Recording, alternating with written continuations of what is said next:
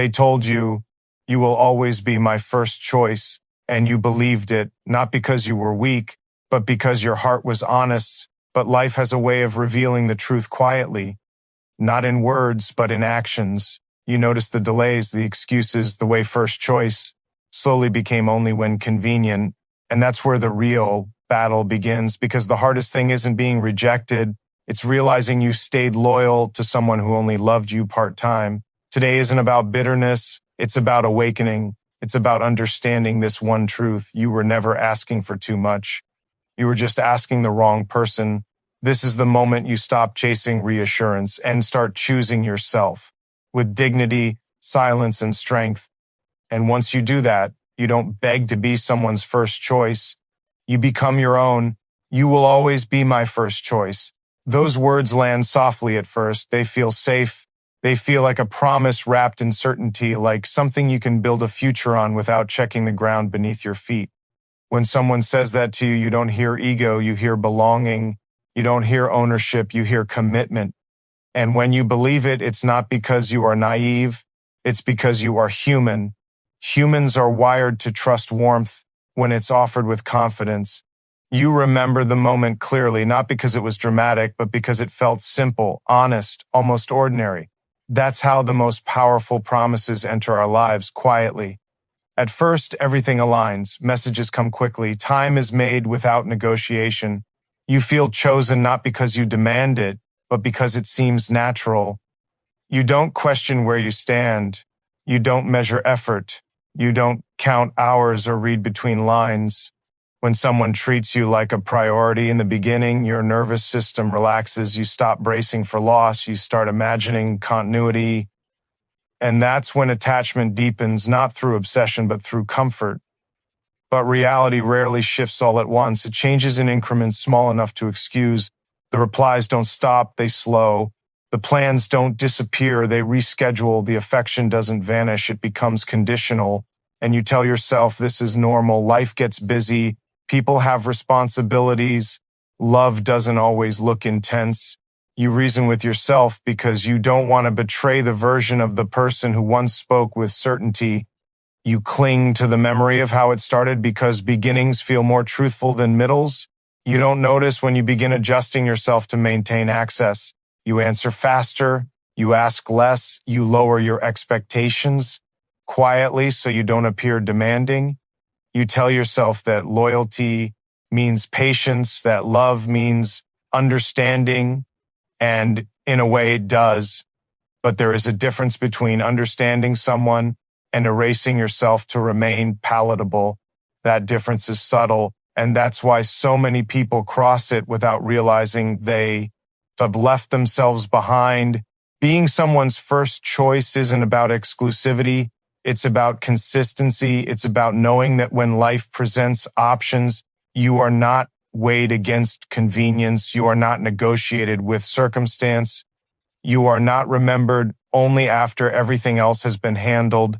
And when those conditions start to fade, the mind does something interesting. It doesn't confront immediately. It adapts. It hopes. It waits for proof that the promise still stands. Hope can be a beautiful thing, but misplaced hope becomes self-abandonment. You start interpreting minimal effort as hidden depth. You translate silence into struggle. You justify distance as growth. And each justification moves the goalpost of what you're willing to accept. You don't realize you are training yourself to tolerate less than you deserve because it doesn't feel like loss yet. It feels like adjustment. At some point, you catch yourself pausing before you speak, not because you want to be thoughtful, but because you don't want to disrupt the fragile balance. You calculate timing, you rehearse tone, you soften needs into suggestions. This is often mistaken for maturity, but maturity doesn't require silence about what hurts. Growth doesn't ask you to shrink. Love that costs you. Your voice is not love. It is negotiation under emotional pressure. When someone truly chooses you, you don't have to remind them who you are. You don't have to prove your worth repeatedly. You don't have to compete with distractions that appear more urgent than your presence. Choice is not declared once and proven later. It is demonstrated continuously. especially when it's inconvenient, especially when it requires sacrifice, especially when no one is watching. The most painful realization isn't that someone didn't keep their word. It's understanding that they may have meant it in the moment, but not enough to sustain it. Some people speak from intention, not capacity. They want to choose you, but they haven't built a life that allows them to do so. And while that explains behavior, it doesn't excuse the cost it places on you. You begin to feel a quiet fatigue, not dramatic heartbreak, but emotional exhaustion. The kind that comes from always being available while never being fully met. You're present, but not prioritized, included, but not centered, appreciated, but not protected. And the more you give, the more invisible you feel. This isn't because you lack value, it's because value unrecognized eventually feels like absence. There's a moment, often small, when clarity arrives, not in anger, not in confrontation, but in stillness. You notice how calm you feel when you stop reaching out. You notice how little changes when you stop trying to fix the distance. You realize the relationship only moved forward when you pushed it. And that realization doesn't break you, it sobers you. Being someone's first choice means they don't wait to see if you'll leave before they show up. It means they don't risk losing you to learn your importance. It means they don't rely on your patience as proof of their significance. When you are chosen, you feel safe to rest. When you are optional, you are always on edge. Letting go of the belief that you are someone's first choice is harder than letting go of the person, because the belief carries identity. It carries the idea that you were seen, selected, anchored. Releasing it feels like rewriting history, but history doesn't change just because the future doesn't match it. What changes is your understanding. You start to see how much of yourself you postponed, the conversations you delayed, the boundaries you softened, the moments you swallowed disappointment to maintain peace. You see how love became something you managed instead of something you experienced. And in that awareness, something shifts, not outwardly, but internally. Self-respect doesn't announce itself. It doesn't argue. It doesn't demand explanations. It simply withdraws from what no longer aligns. Choosing yourself doesn't require bitterness. It requires honesty, honesty about what you need, honesty about what you've been accepting, honesty about the gap between words and actions. You realize that being chosen once is not the same as being chosen daily, that affection without reliability is just emotion without structure, that consistency is not boring, it is rare, and that anyone can say you matter, but very few will organize their life in a way that proves it. There is strength in walking away from a dynamic that keeps you uncertain, not because the other person is bad, but because uncertainty erodes dignity over time. You don't need someone to fail you dramatically to justify leaving. Feeling perpetually secondary is reason enough. You stop asking for reassurance, not because you don't need it, but because you understand it shouldn't be requested repeatedly. You stop explaining your worth. You stop competing with priorities that should never have outranked you. And in that space, something steadier replaces longing. You begin to choose differently, not louder, not faster, but with more awareness. You listen to patterns instead of promises. You trust behavior more than declarations. You understand that real choice feels calm, not anxious, secure, not confusing, and slowly you reclaim the parts of yourself that were waiting for permission to take up space. Being someone's first choice was never about them placing you above everyone else. It was about them placing you within their life with intention and care. When that doesn't happen, it doesn't diminish you, it clarifies the situation. And clarity, while painful at first, is ultimately grounding. You don't lose love by stepping back, you lose illusion. And illusion is expensive. It costs time, it costs energy, it costs self-trust. Releasing it creates room, not necessarily for someone new, but for yourself to stand fully without apology. There is a quiet confidence that comes from knowing you no longer need to be selected to feel worthy. You don't wait for someone to choose you because you are already choosing yourself and how you live, what you accept, and where you invest your heart. This choice is not reactive. It is deliberate. And when you carry yourself this way, you don't announce standards. You embody them. You don't threaten to leave. You simply don't stay where you are not met. You understand that love should not feel like an audition you never finish. The phrase, "you will always be my first choice," stops holding power over you, not because it was meaningless, but because you understand its limitations. Words are snapshots, characters a pattern, and you no longer confuse the two. You move forward without needing closure conversations that never arrive. You don't need apologies that come too late. You accept that some lessons don't come wrapped in accountability. They come wrapped in silence, distance, and self-discovery.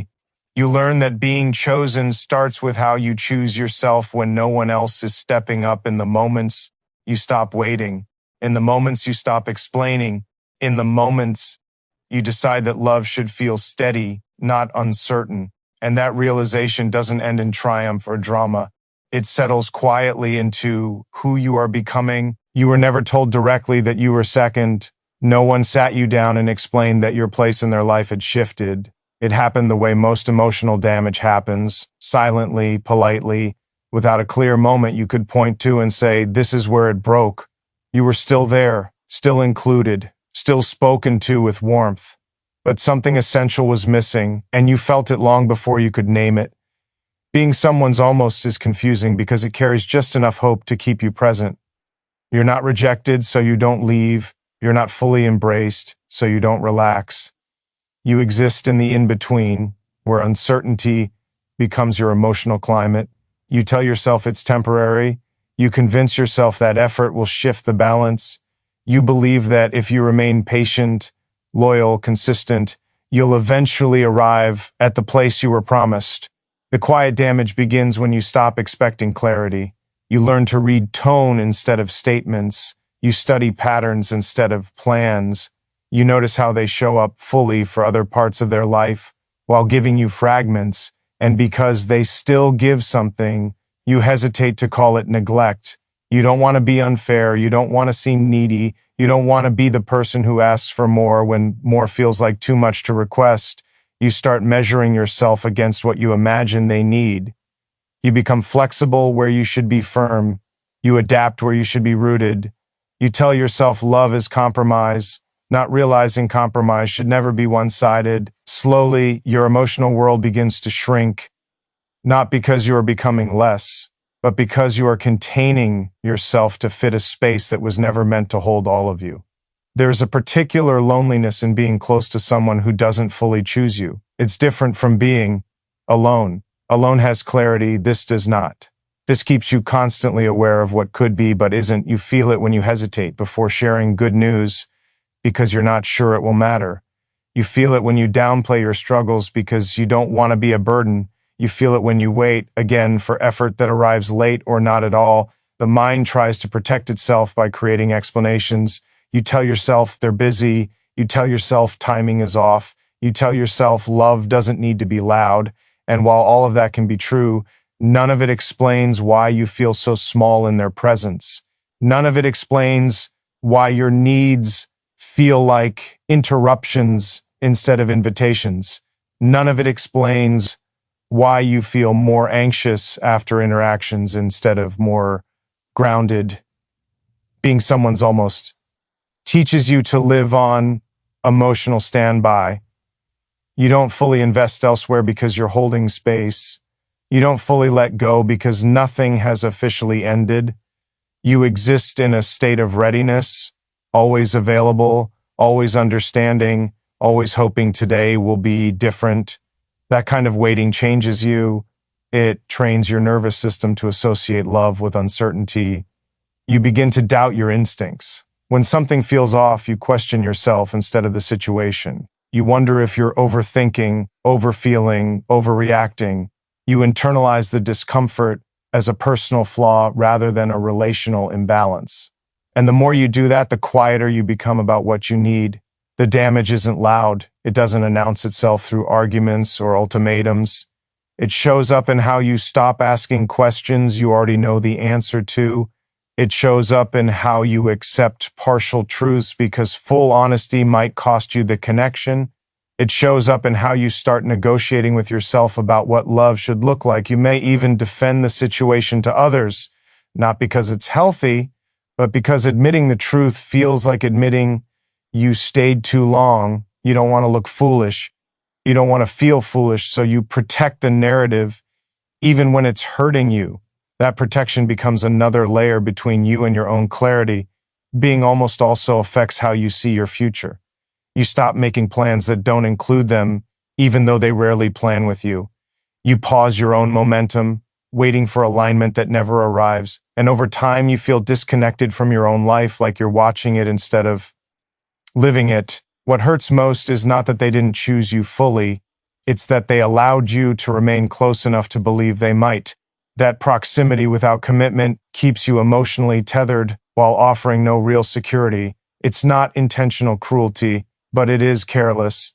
And carelessness in relationships has consequences. You begin to recognize how often you're the one adjusting, how often you're the one reaching out, how often you're the one keeping things alive. And once you see that pattern clearly, it becomes impossible to unsee. You realize the relationship doesn't move unless you push it. It doesn't deepen unless you initiate it. It doesn't heal unless you explain yourself again and again. The quiet damage also shows up in your body, tension you can't explain, restlessness that doesn't fade, a sense of unease that lingers even during calm moments. Your body understands imbalance before your mind is ready to name it. It carries the weight of being emotionally alert all the time. You may tell yourself that love requires endurance, that staying is noble, that leaving would mean giving up too easily, but endurance without reciprocity is not strength. It is depletion. Staying where you are not fully met doesn't make you loyal, it makes you tired. There comes a moment when you realize that being someone's almost has slowly taught you to accept almost everything. Almost honesty, almost effort, almost presence, almost care. And once you see how many almost you've been living with, it becomes clear why you feel unfulfilled. You don't need them to admit anything for the truth to be real. Their patterns have already spoken. The way they prioritize, the way they disappear when things get uncomfortable, the way they show up when it's easy and fade when it requires intention. These behaviors are information, not accidents. Letting go of the almost version of love is difficult because it feels like walking away from potential. But potential without action is just a story you tell yourself to stay. And staying too long in that story costs you time you will never get back. You start to understand that you were not asking for too much. You were asking the wrong person to meet you at a depth they were never prepared to reach. That realization doesn't make them a villain, but it does make the situation unsustainable. You begin to reclaim your awareness. You notice how calm feels unfamiliar at first because chaos had become normal. You notice how strange it feels not to wait for replies, not to analyze tone, not to brace for disappointment. Peace feels quiet when you've lived in anticipation for too long. The identity of being someone's almost starts to loosen its grip. You remember who you were before you learned to minimize yourself. You reconnect with parts of you that weren't built around waiting, and slowly your energy returns, not all at once, but enough to remind you that you were never lacking. You realize that love should not leave you guessing where you stand. It should not require you to dim your needs to maintain access. It should not ask you to live in emotional limbo. And when it does, walking away is not a failure. It is a correction. The quiet damage begins to heal when you stop romanticizing inconsistency, when you stop translating neglect into mystery, when you stop calling confusion chemistry. You begin to value steadiness over intensity, clarity over excitement, presence over promise. You no longer want to be someone's almost. You want to be chosen without hesitation, without negotiation, without conditions that require you to disappear. And that desire isn't selfish. It's healthy. It's grounded. It's honest. There is a subtle strength in choosing to leave what keeps you uncertain, not because you were unloved, but because you were not fully held. That distinction matters. Being held requires intention, not just affection. You start to understand that the quiet damage didn't it come from one moment, but from many small moments where you ignored yourself to stay connected. And acknowledging that truth is not about blame, it's about awareness. Awareness gives you back your agency. It allows you to see that you stayed not because you were weak, but because you believed in something. And belief, when guided by clarity instead of hope alone, becomes discernment. You don't rush into replacing what you lost. You don't need to fill the space immediately. You let it exist. You let yourself feel the absence without trying to fix it. And in that space, something steadier begins to form. You begin to trust that being chosen should feel like safety, not suspense, like grounding, not guessing, like home, not holding your breath. And that understanding reshapes how you move forward, how you attach, how you listen to your instincts again. You are no longer willing to stay in places where you are valued conditionally. You are no longer interested in love that requires constant self-sacrifice. You are no longer comfortable being close to someone who keeps you just near enough to stay but never close enough to rest. And that shift doesn't come with noise or announcement. It settles quietly into your decisions, into what you allow, into what you walk away from without needing permission. Choosing self-respect rarely looks dramatic from the outside. There are no speeches, no final confrontations that change everything in a single moment. It begins internally as a discomfort you can no longer ignore, a quiet awareness that something about the way you are giving is not being returned in equal measure, not in words, not in effort, not in presence. And that awareness doesn't come from pride, it comes from exhaustion. Emotional dependency doesn't always look like desperation. Often it looks like loyalty taken too far. It looks like patience that keeps stretching itself thinner. It looks like understanding that never seems to reach a limit.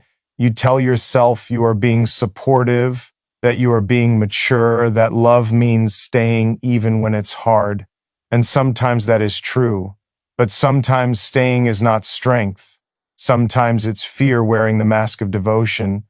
The fear is subtle, fear of being alone, fear of starting over, fear that if you let go, you'll confirm the doubt you've been avoiding.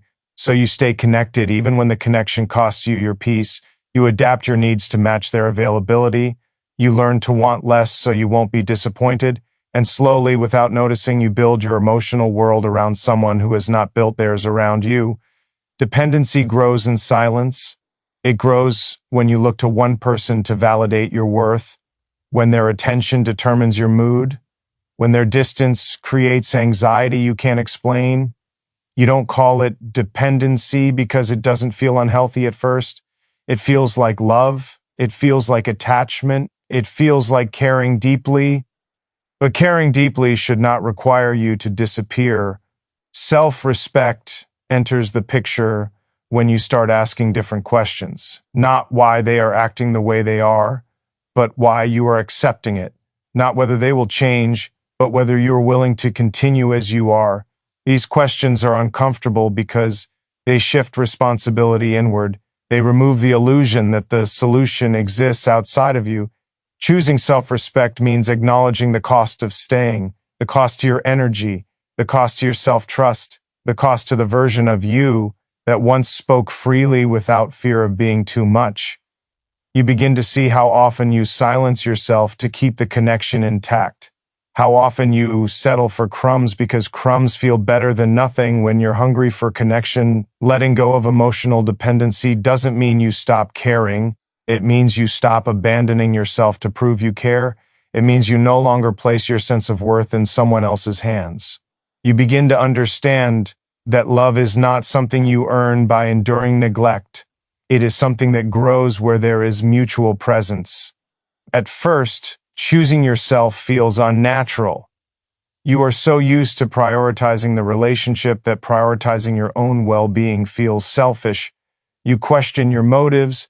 You wonder if you're being cold, distant, unreasonable. This is a common stage. When you've been self-sacrificing for too long, boundaries feel like betrayal. Even when they're not, you start by creating space, not to punish, but to breathe. Space to observe, how the relationship functions without your constant effort. Space to notice whether they lean in or drift further away. And in that observation, clarity forms without confrontation. You see what you were holding together alone. Emotional dependency thrives on hope without evidence. Self-respect thrives on patterns. You stop listening only to what is said and begin paying attention to what is done. You notice who shows up when it matters, who listens without defensiveness, who makes room for you instead of fitting you into what's left. There is grief in this process. Grief for the version of the relationship you believed in, grief for the future you imagined, grief for the time you invested. This grief is real and it deserves acknowledgement. But grief does not mean you made the wrong choice. It means you cared. And caring deeply is not a flaw. It is a strength that needs the right environment to thrive. Choosing self-respect also means accepting that not everyone is capable of meeting you where you are. This doesn't make them bad. It makes them incompatible. And incompatibility is not something you can fix with more effort, more patience, or more love. It is something you have to recognize.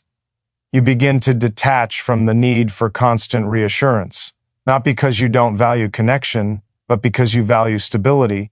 You stop seeking validation through their attention. You stop measuring your worth by how often they choose you. You realize that if you have to compete for emotional presence, you are already losing something essential. As dependency loosens its grip, you reconnect with yourself, your interests, your routines, your inner voice. You remember what it feels like to be grounded without waiting for someone else to anchor you. This reconnection is not instant. It unfolds gradually in moments of quiet where you choose not to reach out, not to explain, not to chase. Self-respect teaches you to sit with discomfort instead of escaping it through attachment. You learn that loneliness is not the enemy, losing yourself is. You discover that being alone can be peaceful when you are no longer abandoning yourself to stay connected. You start to redefine love, not as intensity or longing, but as consistency and care, not as sacrifice without limit, but as mutual consideration, not as endurance, but as presence. And with this new definition, certain dynamics no longer make sense. You see them clearly for what they are. There is a shift in how you carry yourself. You speak more honestly. You pause less before expressing your needs. You no longer feel the urge to convince someone of your value. You know it. And knowing it changes the way you allow others to treat you. Choosing self-respect also means accepting the risk of loss. Because when you stop overgiving, some connections will fade. They were sustained by your effort, not mutual investment. Letting them go hurts, but holding on to them hurts more. The difference is that one kind of pain leads to growth, and the other leads to erosion. You may notice moments where you want to go back, where familiarity pulls at you, where the idea of comfort feels tempting. This doesn't mean you are failing. It means you are human. Healing is not linear, but each time you choose yourself, the pull weakens. Emotional dependency often convinces you that love is scarce, that this connection is rare, that letting go means losing something irreplaceable. Self-respect reminds you that you are not scarce. Your capacity to love, to connect, to build something real does not disappear because one situation ends. You learn to trust your boundaries, not as walls, but as guidelines for how you want to be treated. Boundaries are not punishments. They are expressions of self-knowledge. They say, this is where I end and you begin. This is what I can offer, and this is what I require in return. Over time, the anxiety fades, not because everything is perfect, but because you are no longer living in emotional uncertainty.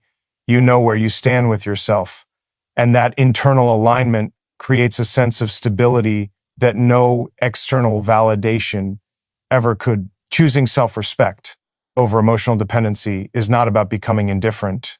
It's about becoming anchored. You still care, but you no longer cling.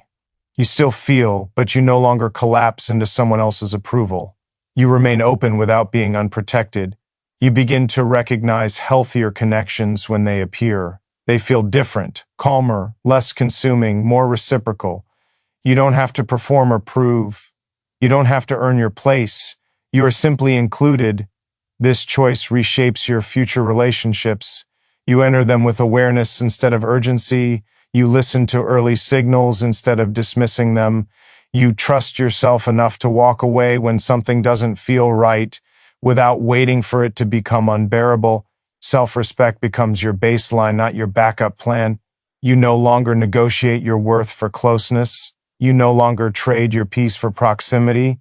You understand that real connection does not require you to betray yourself.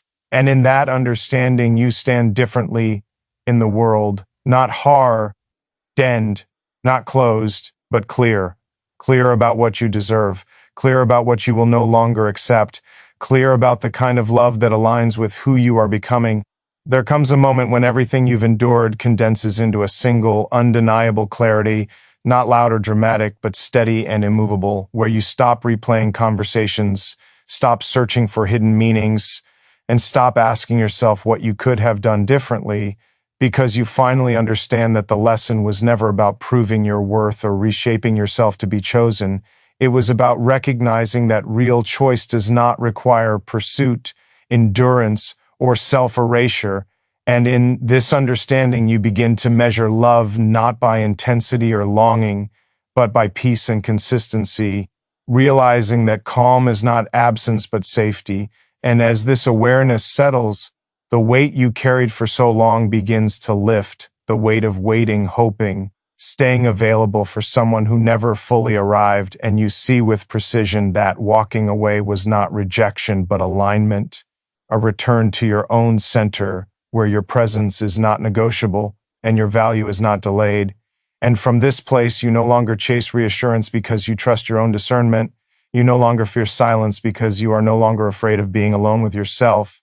And the past loosens its grip, not because it lacked meaning, but because it no longer dictates your direction, allowing you to hold memory without attachment and understanding without longing, knowing that what you gave was sincere, even if it was not fully met, and that sincerity strengthens rather than diminishes you, because it confirms your capacity to love deeply without losing your identity.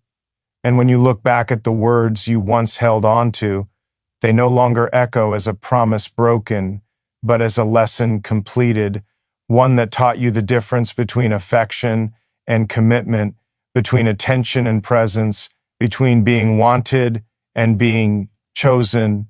And with this clarity, you move forward with intention rather than urgency, choosing connections that do not leave you guessing, choosing spaces that do not require you to shrink, choosing people who meet you where you stand instead of asking you to wait where you are, and you no longer feel the need to announce your standards or defend your boundaries because they are evident in what you walk away from and what you allow to remain. And there is a quiet strength in this way of living, one that does not seek validation or recognition, one that understands that being chosen begins with how you choose yourself in small, consistent ways, in what you tolerate, in what you release, in where you place your energy. And this strength is not hardened or closed, but grounded, open without being unprotected, steady without being rigid.